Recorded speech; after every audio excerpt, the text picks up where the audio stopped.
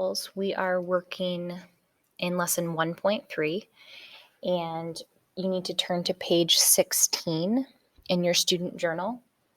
And the 6 practice problems that we're going to do together will help us master the learning target of I can find links using midpoints and segment bisectors. So like I said, turn to page 16.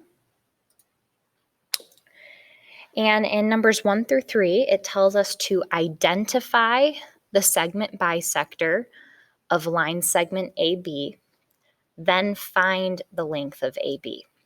So we have to do 2 things. First, we're going to name what type of object is the segment bisector, and then we're going to find the length of AB.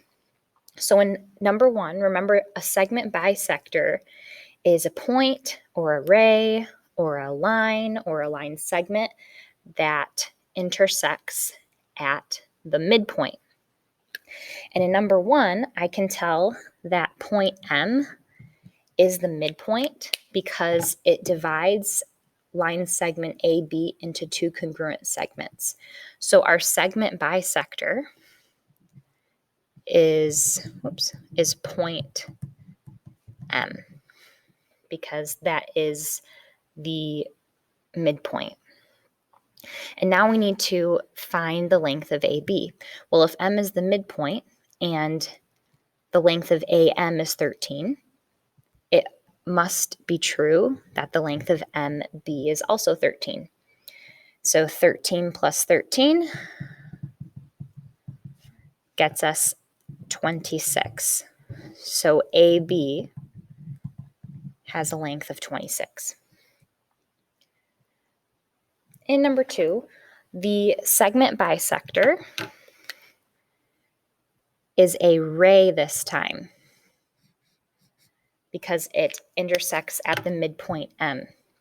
So to name this ray, remember we start with the end point of the ray, which is point M, and this ray points in the direction of C. So ray MC is the segment bisector. And again, like we did in number 1, if AM has a length of 8, MB also has a length of 8. So total 8 plus 8, AB has a length of 16. In number 3, the object that crosses or intersects the midpoint is a line this time. And there's a little lowercase l next to the line. So our segment bisector is line L. If MB has a length of 26, the length of AM must also be 26. So the length of AB is 26 plus 26, which is 52.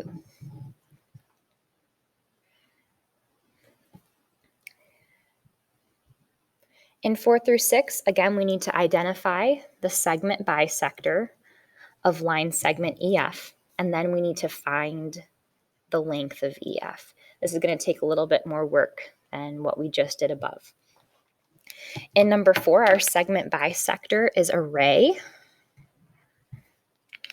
To name this ray, the end point is M and it points in the direction of point T. So ray MT is our segment bisector. And this time, notice we have some variables in our problem. So this requires us to set up an equation. So we have to think about how do the lengths that we're given, how do they relate to each other? Since ray MT is a segment bisector, it cuts line segment EF into 2 congruent segments. That's why there is one tick mark on each of these line pieces. So that means that 6x, this length, must be equal to 2x plus 4. So we're going to set up an equation. Those 2 lengths must be equal. And now we're just going to solve for x. I'm going to subtract 2x on both sides.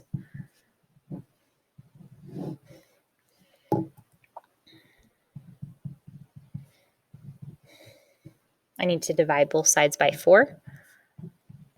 And this tells me that x is equal to 1.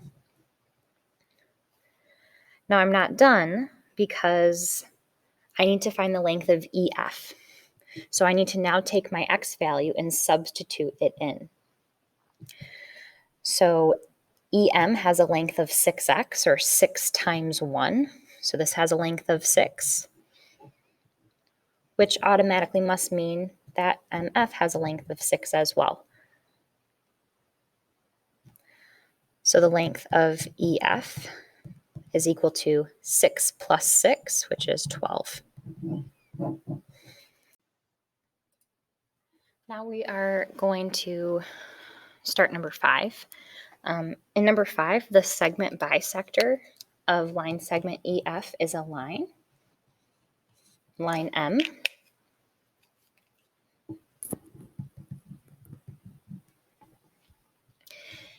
And we need to set up an equation. So since this is a segment bisector, these two pieces are equal.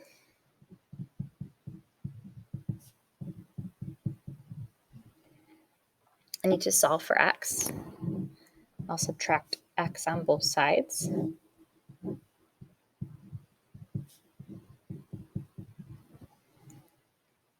Add 3 to both sides. Running out of room.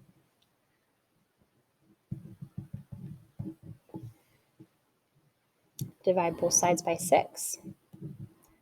And you get that x is equal to 3. Now remember, we need to take 3 and substitute it back in to get lengths. So the length of EM is x plus 15, or 3 plus 15, which is 18. And since these two segments are congruent, I could either plug 3 in for x here, but I know automatically that this must be 18. So the length of EF is 18 plus 18, which is 36.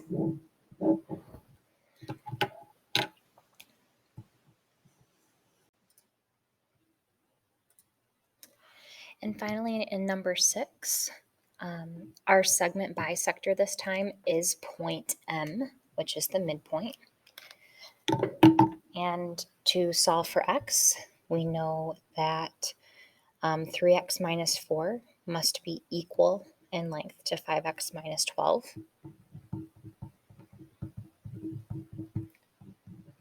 So there's our equation. I'm going to subtract 3x from both sides.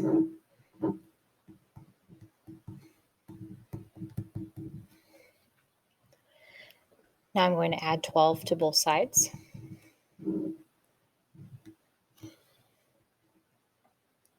Oops, sorry, 8. And then divide both sides by 2. And that tells us that x is equal to 4. Now to go back and find the length of EF, I'm going to take 4 and plug it in for x. So 3 times 4, which is 12, minus 4, which is 8. And again, if you substitute 4 in for x here, you should also get 8. So the length of EF is 8 plus 8, which is 16.